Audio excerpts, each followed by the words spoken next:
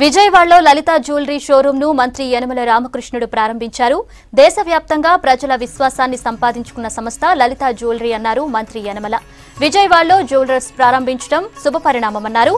మంచి నాణ్యతతో రాష్ట్రంలో లలిత జ్యువెలరీని అగ్రగామిగా నిలుపుతామని సంస్థ ఎండీ కిరణ్ కుమార్ తెలిపారు.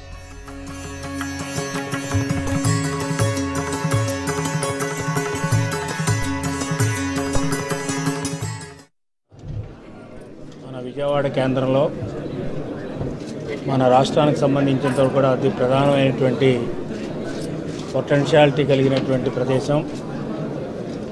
ముఖ్యంగా అందరికీ కూడా ఆకర్షితమైనటువంటి ప్రదేశం. ఏం చేద్దంటే ప్రక్కనే అమరావతి న్యూ క్యాపిటల్ కూడా ఉంది.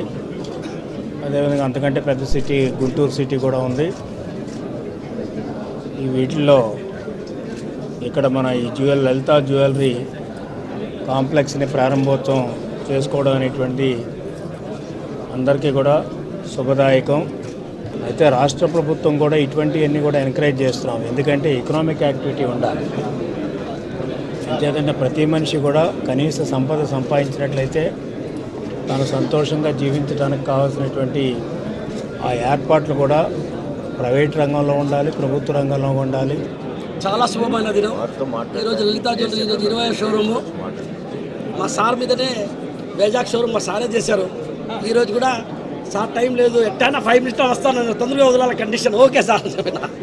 సో అదే కండిషన్ మీద సార్ని మనం వదిలేస్తున్నాము. ఇంకా తిరిగినా నేను చెప్పేది ఏం లేదు. ఆల్రెడీ మన ఇంటర్వ్యూ చాలా జరిగినాయి. సో లలిత జ్యువెలరీ ఈరోజు నుంచి శుభారంభం. జనాలందరూ రాండే, డబ్బులు మిగిలించుకోండి. డబ్బులు ఊరికేం రాదు. మళ్ళీ చెప్తున్నా, మళ్ళీ ఇంకోసారి డబ్బులు ఊరికేం రాదు.